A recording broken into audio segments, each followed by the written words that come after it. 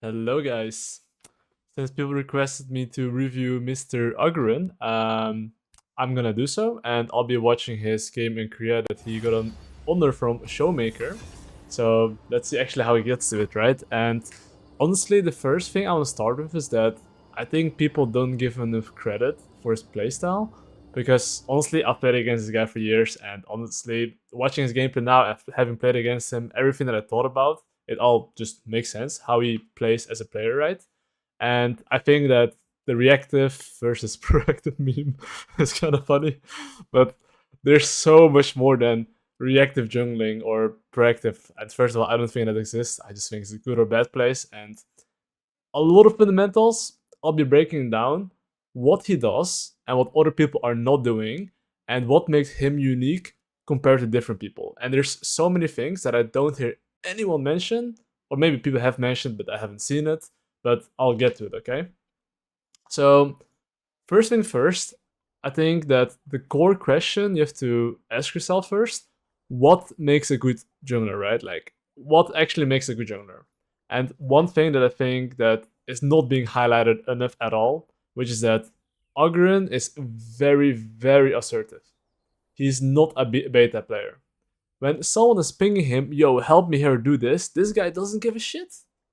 He's just doing what he thinks is right, okay? He is not gonna go for plays that he doesn't see. True. Like, he plays the way he thinks is supposed to be played, and if he doesn't see something, why would he go for that? It doesn't make sense, right? However, so many junglers, when they get pinged to come, when they get pinged to do something, believe it or not, I've coached a lot of players. People say they feel bad and etc., which is very normal because who doesn't want to be liked? By not listening and getting flamed, it kind of sucks, right? And a lot of junglers would be like, oh, my laner pinged me here. Oh, I went here because someone pinged me to, but no one is controlling your mouse and keyboard. And I think Agurin is really, really good at this. So that's his first strength, right? Which is a really important quality for a jungler to have. Yes, I think I agree with this. You have to be stubborn as a jungler. You have to be. You have to be. Because you have 4 little kids, and every one of these kids wants your attention. And yeah, I mean, if you're only listening to a singular guy, it might work out. But if you're trying to listen to everyone, you will for sure just get pulled around and do bad stuff and waste your time. Which is just do what you think you can do. Don't do anything else that you don't see, because, well, if you do, then your gameplay will be inconsistent because you don't see it. You're always gonna have different teammates and always different things, and if you don't see it, you don't see it. Only thing you can do is review it and be like, huh, maybe I could have done this, right? Yeah. So the other thing that I think he really excels at is his champion mastery. Few years back, honestly, even this year when I came back from NA, I just know this guy, when people always ask me about Agurin, I've always said, this guy is really good at playing his champions. He plays a few champions, and he masters them.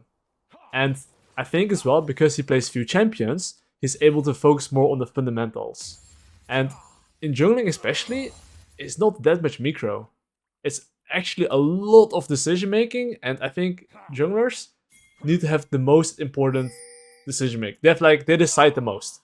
Junglers have the most power in the game, which is why they get flamed the most, which is very normal because a jungler can literally decide your lane, right? Because sometimes your jungler needs to be there and he's not, you get fucked and your game is harder. Not lost, but harder, right? And I think that Agurin does it quite well, where he's just well, super consistent and just really good at his champions. But anyway, let's look at this clear a little bit. I don't think it was too crazy. I actually watched this game before reviewing. The Young Bo, I didn't really watch that much. Just one thing I noticed, like a very small thing. With golems, you can actually glitch this golem. You can like stand here and this golem is not gonna be able to hit you. What? So like when I watch this clear, he's still taking 13 damage from this golem. Okay. And if you kite the golem properly, you will save 100 HP or more, which is a healing pot, by the way. So like something you can probably do better, right? But let's just talk about what makes him different compared to other junglers, okay? So, as you can see as well, but I'll give an example, okay? This is Showmaker, I guess, right? Because he wrote the Showmaker. So pay attention. Oh yeah, he's gonna ping assist me and I just don't give a shit. Yeah. Showmaker is literally pinging him assistance. Yeah. He's like, okay, bro, you rave as shit, you might get Yeah.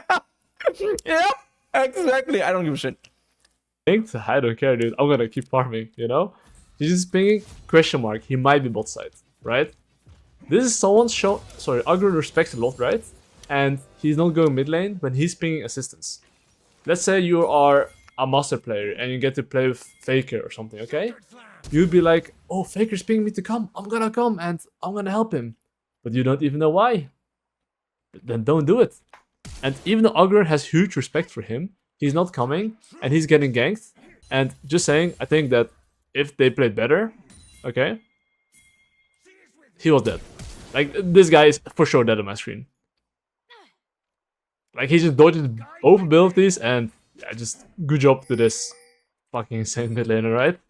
And just look at Agurin. He's just peacefully full clearing. And another trait that I haven't mentioned is that he is not revenge chasing.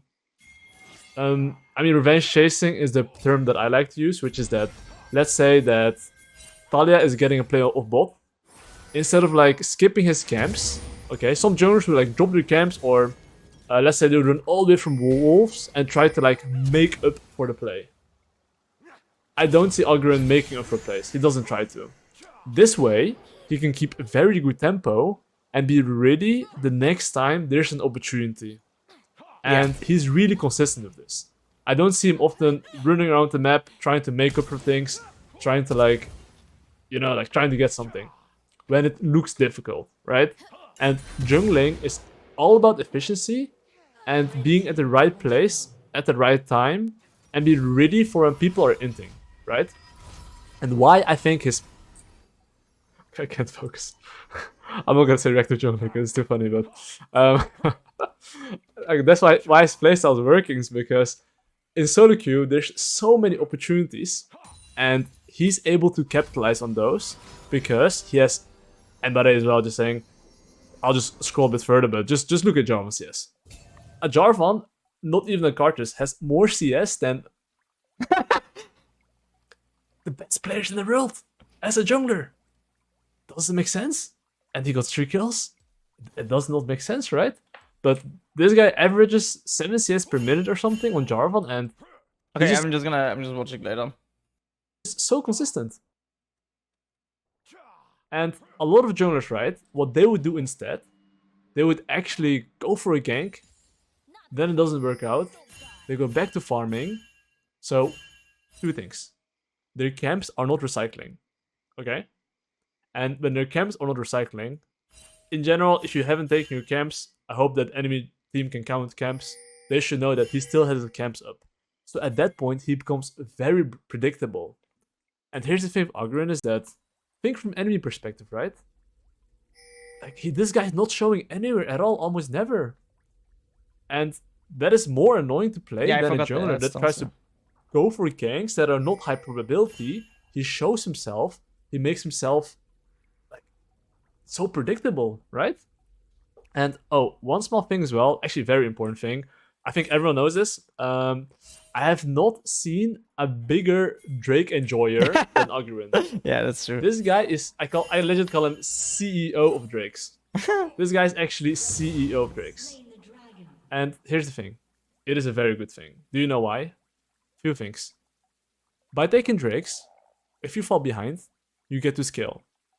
If you're ahead, you can force the enemy team to make you take bad fights. Usually on the 3rd Drakes, and if they're behind, people are gonna be like, fuck, it's a 3rd Drake, we need to fight, right? And when they have no setup or they're just behind, they're all gonna die. And Agurin does this really well, where if he's behind or ahead, he will try to take consistently Drakes, okay? And I think his Drake game got a lot better, because I do remember in the past, it was like so burger flip. But in general, I think his Drakes right now are actually, he actually knows when to do Drakes, maybe, he's not burger flipping it. Yeah, maybe. By having a good mental as well, he's able to win so many games as well. So I'm just gonna show you guys. This is so nice. Yeah, okay, that's really good. Quickly, the Drake value, okay. So this is from. Oh, I didn't even know this existed. So yeah, Hextech Dragon is 2,300 gold. Mountain Dragon is... What? 700 gold. Of stats for one Mountain Dragon. If you have 200 armor. Wait, that's nothing. Okay. From the previous. Depending on your champion, you might even get more value. Inferno Dragon. If you have 180 or AP, you get 340 gold value worth of stats per champion. Or is it like per champion? So tanks get like 700 gold and the other people get like 200, right? Oh, that's the soul. Oh, that's the soul. Or what? So yeah, Hextech Dragon is 460, not times 5. That's yeah, still 2k. Or what? Yeah, the formatting sucks. Just read the text. Yeah, of course, it's really shitty text though. If you find an armor and magic resist when the dragon is slain, you get 340 gold worth of stats per champion. Question, right? But look at the Drake value. So this is before the nerf, but regardless, okay? Oh, this is, yeah, okay, it got nerfed. So it's not 2k, it's like 1.5. Before the nerf, it gave you 2.3k gold, 2.3k gold value. The Hextech. This is, in my opinion, the most OP Drake. If you see Hextech Drake, it's so broken. Yeah, I agree. Get it if you can. Everyone benefits from attack speed.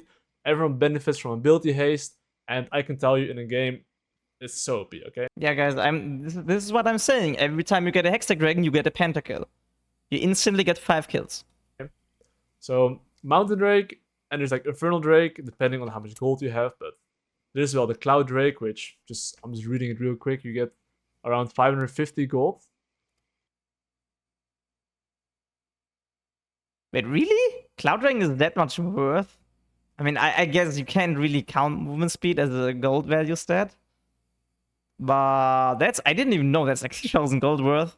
I mean, it's obviously not, it won't be actually that much, but it's still good. Holy shit, I didn't know Cloud Dragon is as overpowered as that. I mean, it's basically like boots, right? It's like boots. I mean, they take the gold value by getting movie boots, right? By yeah.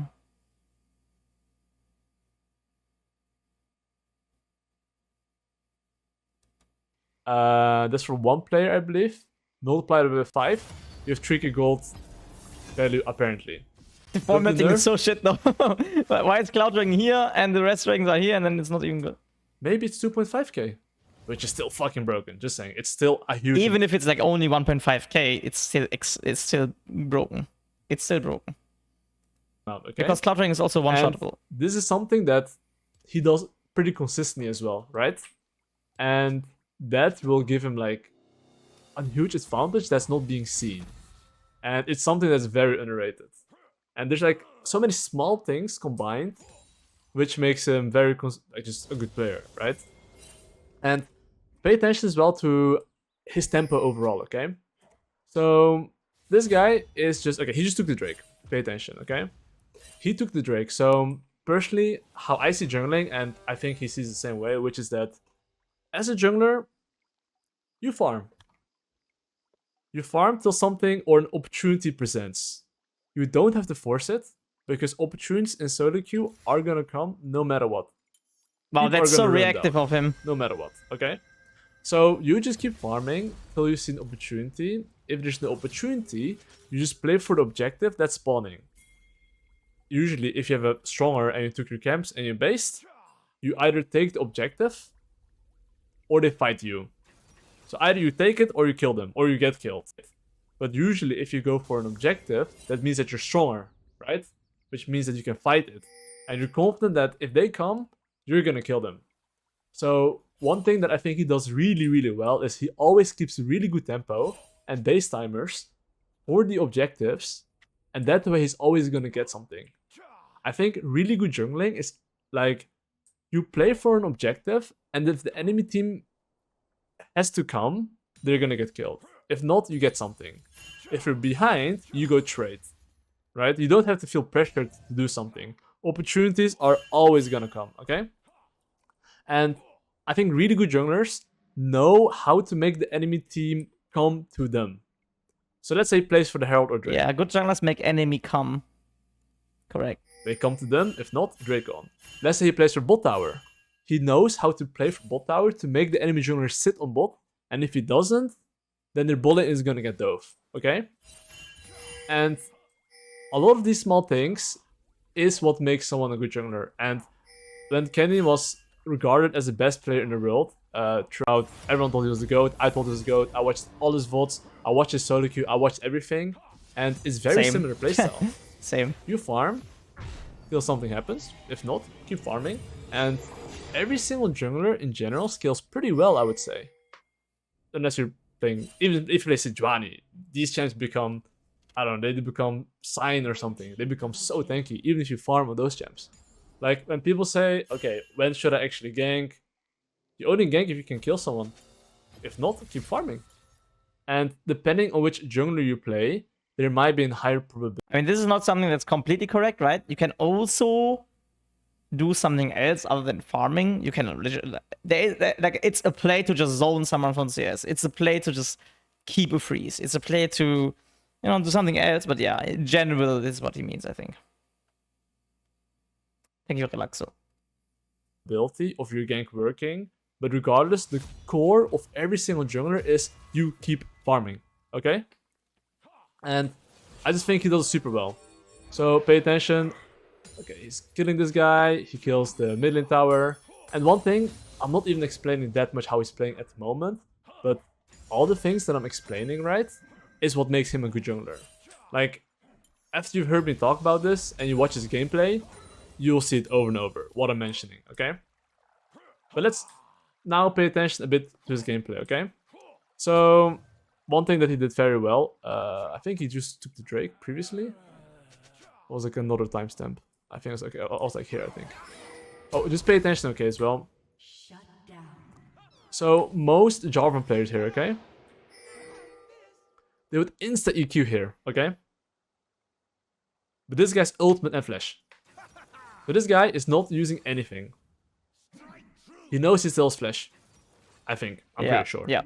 He's still not. Yeah, correct. I knew if I EQ, he's just gonna flash it. Or like at the start, I knew he's just gonna ult it, and I need to ult. I need to wait his ult and his flash. I need to wait both. Until then, I cannot use my EQ, because then he's just dodging that for free. Holding his EQ. So now when he flashed, then he used EQ. Yeah. This is so how you might wonder how can you achieve this knowledge, right? By playing the same champ over and over, over and over again. That's true. Yeah. I mean, yeah. Because that's the way you just get really good at something. And what he has done, right? What he has recreated is that he plays the same champ over and over again, so he can really focus on the basics and fundamentals, and I think he has it really well. And that's legit what differentiates him and other junglers, because he doesn't even require like brain capacity to play as champions, because he has done. Yes, Kirei was considered from my perspective as well, like a few years ago, to be the best jungler in Europe. I don't think he is anymore, but yeah, he knows what he's talking about. Okay. So much, it's like a habit. So then he can focus more on the objectives, drakes, tempo, looking at lanes, thinking about objectives, and those things as a jungler is really important. Okay. So let's keep playing. Okay. He's so like a very he's basing. He got like a support plating now. here, right? Drake is coming up in 10 seconds. I think this plating was a little bit greedy. Yeah. Unless the enemy team... Yeah, honestly, I do think this plating was pretty greedy. He has 1.7k gold. Like, whatever he wants to buy, he can buy anything he wants. Just base here, recycle your camps, play for the Drake. It was a little greedy. He will get this plating after his base anyway. He will get even more than that. Because I'm sure he can dive everyone at the moment. So quite okay. So that's, I would say, not really a good thing that he went for plating here.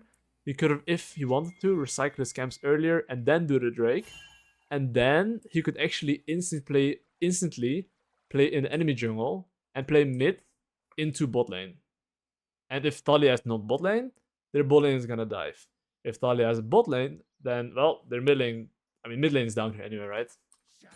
And honestly, even if Talia has bot lane, their bot lane is gonna dive. Because I believe they're gonna take mid tower soon, and after they take mid tower, they will basically force this Viego stuck under tower. Then they go 4v3 bot side. Kai'Sa Rel has wave management. They can crash the wave. And if they try to contest, they don't have a jungler and mid laner. So it's going to crash. And when it crashes, they're going to die. Viego no TP. And good junglers know how to make the enemy team come to you. If they come to you, they have to come to you. Otherwise, they lose something. And that is good jungling in general. Not reactive, proactive, but I think Dance also meme me anyway. Like, it's maybe, I don't know. I think this is funny. Anyway, so right here he took the Drake, okay? So pay attention. His camps are up. He's going for the enemy jungle because in general, you always, not almost always, but almost always, okay? You want to invade the enemy camps instead of taking your own camps. Talia can never take this or this, okay? Never. And by taking his camps, it forces the enemy jungler to go towards the top side. Right now he takes his camps. And pay attention to enemy vision, okay? And look, now is the situation that I'm talking about. Viego has to catch mid lane wave. Their bot lane has a wave management. If the bot lane tries to take the wave, they are gonna die here. The enemy team doesn't have a choice. And this is just why his playstyle's working. He's having good tempo, knowing how to play for objectives. They get the mid lane push here, 4v3. It's what I mentioned previously. I didn't even look at this, that we're gonna go for this, but it's like really obvious to me that they're gonna fight for this wave. Wave crash. The wave is crashed. They're gonna die. Even if Talia's here, they're gonna die. They're just, look at their items. And he's always getting something. That's why as a jungler, you wanna farm first. Main reason why you wanna farm is because your camps are respawning and you force the enemy jungler. Let's say for some reason, they couldn't dive them, okay? At least Agurin can then press B, clear top to bot again, while Talia is like, is Jarvan here? Is he here? Yes or no? Like, I don't know. I'm just gonna sit here. And then when Jarvan can stamp on him, he will then have another opportunity to look for a play while the enemy jungler is gonna farm. Because he has tempo advantage, right? League is like chess. So right here he takes his bot side camps and he's probably identifying what he's playing for next. The Herald's up in 30 seconds, so he's going bot to top. Like, it's so wired in his brain, like, okay, objective coming up, I'm stronger, I go fight for it. Like, it's not too complicated, right? But the thing is that this is complicated.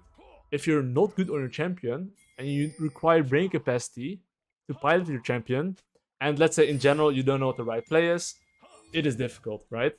All these things. Yeah, I'm silent because everything you're saying is correct. Yeah, my course as well. That's it. Yeah, there's nothing more to add. Recognize what you're playing for, how to play for it. Games. It's not too difficult. League of Legends. No, really. He's just killing the Teemo. Nothing too crazy. I'm not gonna show you how he kills the Teemo. Rest in peace to that guy. And he's just pushing top lane here because, well, any team is dead, and I think they're gonna FF. Yeah, GG. And that's basically how he plays in general, and I just want to say that it's not just reactive jungling or whatever, it's just that he has the right fundamentals, he understands how to make guaranteed plays. So even if the enemy team is not inting, they are gonna lose something, okay? And I think that's why he's just a good jungler. He has good champion mastery, knows how to play for objectives, good tempo, he's very assertive, which allows him to make plays that he sees. He's not going for plays that he doesn't see. Makes a lot of sense, but a lot of people don't do it, and some people in competitive as well, if the jungler doesn't see it, he doesn't see it, right? He just has to learn and improve. And Agurin does this super well. And Drake enjoys tempo, and I think that's what's making him a good jungler, and that's why he's just one of the better junglers in solo queue, right? And yeah, that's all. Hope you guys enjoyed the little breakdown, and peace, boys. That's a very sweet video. Getting a lot of compliments. Thank you, Kirei. The link is in the chat. Yeah, everything he did is correct. Honestly, I thought I will add a lot, but yeah, there's like not a lot to add.